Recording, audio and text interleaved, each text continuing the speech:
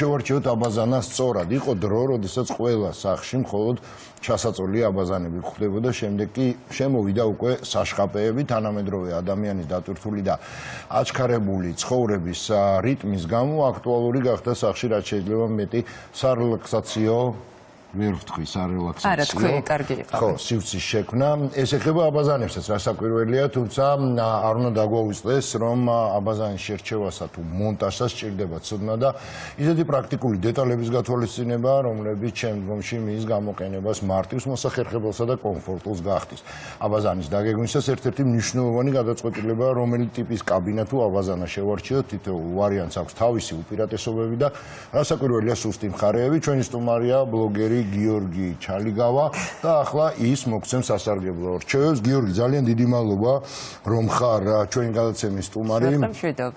ეხლა მით უმეტეს საზაფხულო პერიოდში, რამდენადაც ჩემთვის ცნობილია, უფრო სარემონტო პერიოდია და უფრო აქტუალურია, თავისთავად ცხადია და თან გიორგის ვიდეოებს საოცარი გამოხმაურება აქვს ყველაფერთან ერთად სოციალურ ქსელებში და იმედია ამ რეკომენდაციებს ახლა შუადღის მაყურებელსაც გავსიარებს.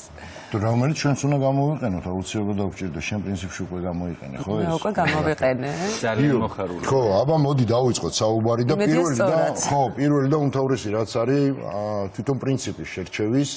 ალბათ ეს უნდა მოერგოს თვითონ კვადრატულობას, როგორც არის, რაც არის გათვლილი აბაზანაზე და შესაბამისად მე უკვე სხვა დანარჩენ დეტალებზეც ვისაუბრებ. კი, რა თქმა უნდა, მოკლედ რო ვთქვა, დავიწყე მშენებლობა რემონტი და ჩემი აქტუალური საკითხი, ანუ დილემა ყოველდღიური გახდა ამ შემთხვევაში, რა, სად, როდის. სად ვიყიდო, რა დამჭირდება და რამდენად ხარისხიანი იქნება. ლოგიკური იყო, რომ აბაზანას როცა მივადექი, იყო სამი ძირითადი ტიპის არჩევანი ეს ამ შემთხვევაში.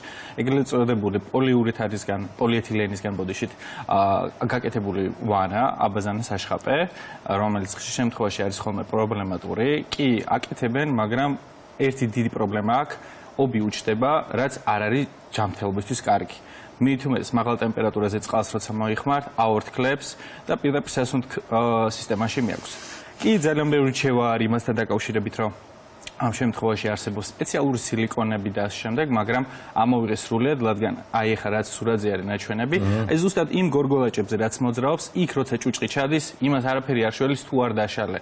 სირთულეებს წარმოადგენს ძალიან ბევრს. ეს შეერთების ადგილებზე არის დამაგრებული გორგოლაჭები, სადაც აქვს დაბლითა მხარეს. ანუ ის ბოდის შეგაწოდნიან, იქ თუ არ ვწდები, მინდა რომ დეტალურად ვთქვა, იქ თუ არ ვწდები რეზინაა და ეს რეზინა უბდება. ეს რეზინაც უბდება და პლუს ამას აი კედელზე, სადაც უკვე მეტლახს ან კაფელთან მიდის, ამ შემთხვევაში მან იყენებენ სპეციალურ სილიკონს. იდეაში არის სპეციალური სილიკონები, რომელიც არ უნდა ობდებოდეს, მაგრამ დროთა განმავლობაში ყველაფერი ფუჭდება, ამას ორი აზრი არ აქვს და პლუს ამას რო ავიღოთ ხანდაზმულობის შემდეგ, აი გინდათ რომ გამოცვალოთ. ვერა აცლით, ვანას დააზიანებთ. რეალურად შემთთვის ეს არჩევანი იყო ძალიან, ესე ვთქვათ, ბიუჯეტური და დროებით, მაგრამ როცა განვიხილე ამ შემთხვევაში უკვე ვარიანტები, როგორც არის შუშის აბაზანა საშხაპე ამ შემთხვევაში ძალიან კარგი და კომფორტული ვარიანტებია, მაგრამ არის კიდე ერთი რისკი.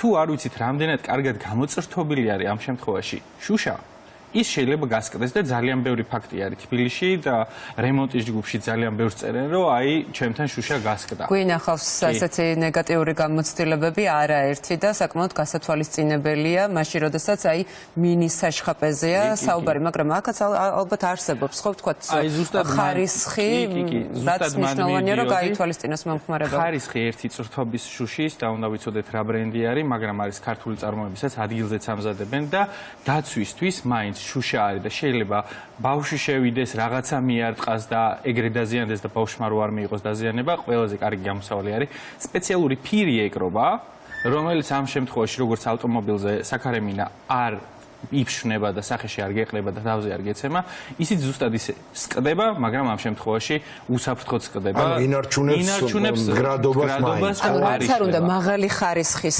შუშა იყოს, ნებისმიერ შემთხვევაში ეს დამცავის საშუალება საჭიროა, გიორგი, ხო, როგორც ამ შემთხვევაში ეს ფირი არის საჭირო და სხვათა შორის მეც არ ვიცოდი და აი ვიდეო რომელიც გამოვაქვეყნე, ძალიან ბევრი გამოხმაურება გამოიყო. ანუ ვიდეოშიც ვეცადე რომ მაქსიმალურად წამომიყვანა ის კატეგორია მომხმარებლების და ხელოსნების, რომლებმაც ჩემზე მეტი იცოდნენ და რეალურად ეს ინფორმაცია მათგანაც მივიღე და პლუს ამას დიასახლისებისგან წმენდის პრინციპები, ანუ ძალიან კარგი იყო და ყველაზე უკიდურესი იყო ამ შემთხვევაში აბაზანა. უკიდურეს ვიძახი დღევანდელი კვადრატულობებიდან გამომდინარე, როგორც აბაზანებზე არის გათვლილი, ხშირ შემთხვევაში ვანა არ ეტევა, მაგრამ აი ყველაზე კარგად რო ვთქვათ, ძველ დროს კომუნიზმიდან მოყოლებული იყო დიდი აბაზანები. მაშინ იმ პერიოდში ბოდის შეგაწყვეტინე კაბინები საერთოდ არც არსებობდა და იმ მაშინ ბინები რო ბარდებოდა, შენდებოდა, ეს მოყვებოდა ჩვეულებრივ თუჯის იყო, ხო? მე მგონი ერთი ამწე ჭირდებოდა რომ მოგეხსნა. ერთი ამწე ჭირდებოდა და მე კარგად აბარებდნენ უკვე.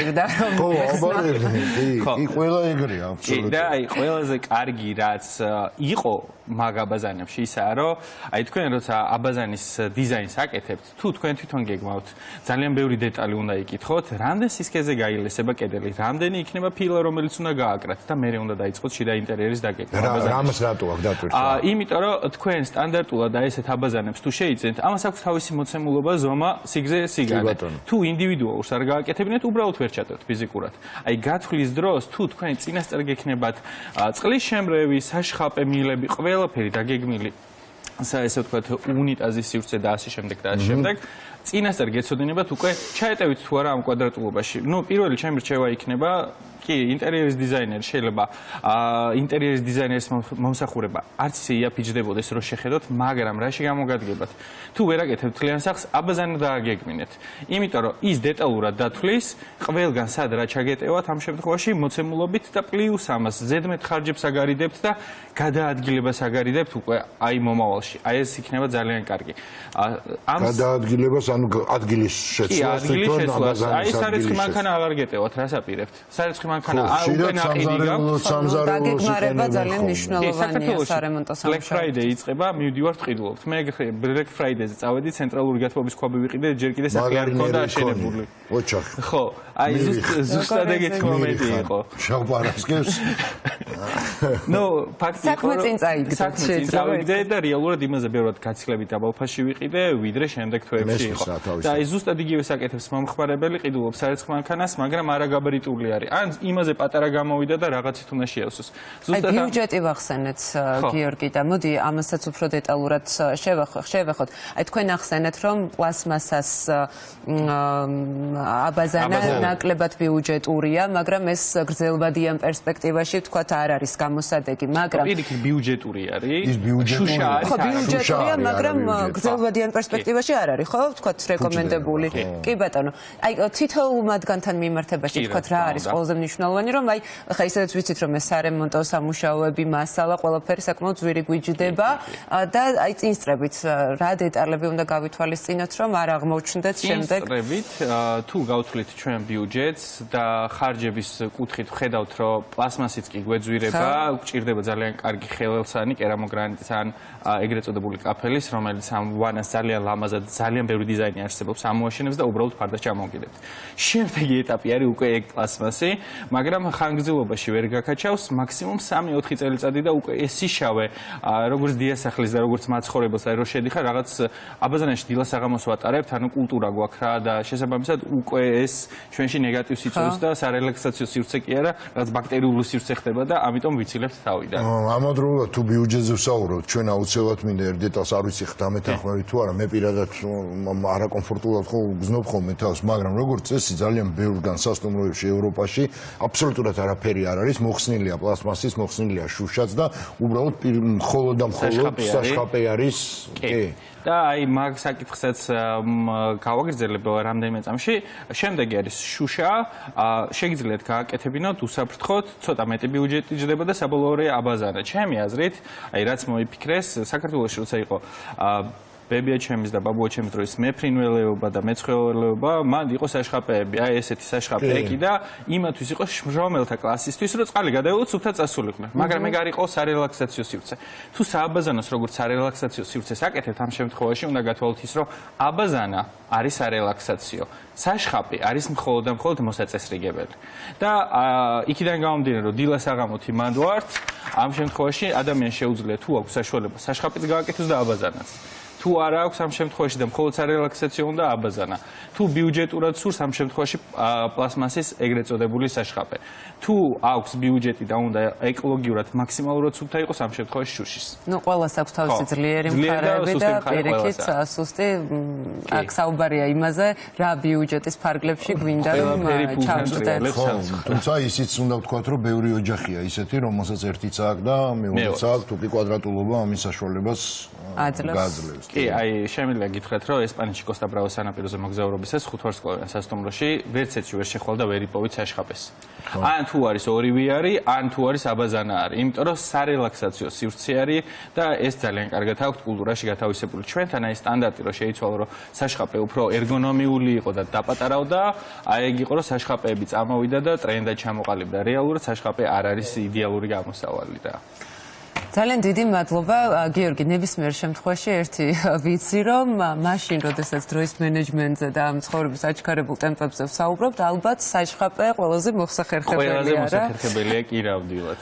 კარგით, ყველა არ მიხსენებია სხვათა შორის მე აჩქარებული ცხოვრების ტემპი. გიორგის მადლობა ძალიან დიდი. ჩვენ თვალს ვადევნებთ თქვენს რჩევებს და მიხარია რომ ეს რეკომენდაციები შუადღის მაყურებელსაც გაუზიარეთ. და თუ კითხვა გაგვიჩნდება პირადადაც მოგვა. ნამდვილად შეგიძლიათ ჩემი ნომერიც გაქვთ, წერეთ WhatsApp-ზე. კი ბატონო, დიდი მადლობა. აუცილებლად. დიდი მადლობა და